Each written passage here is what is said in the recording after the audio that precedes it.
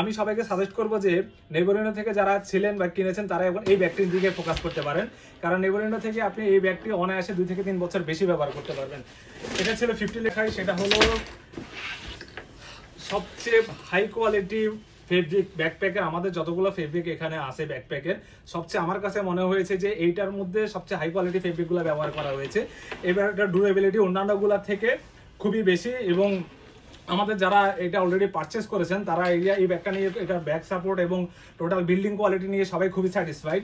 এটা যদি আমি ব্যাক সাইডগুলো দেখেন অন্যগুলোর মধ্যে কিন্তু মেটাল ব্যাক সাপোর্ট দেওয়া হলো, এটাতে মেটাল ব্যাক সাপোর্ট না দিয়ে হলো এটা বিল্ডিং ব্যাক সাপোর্টটা অনেক স্ট্রং করা হয়েছে। এখানে পিছনে একটা বেশ হার্ড বোর্ড ব্যবহার করা হয়েছে।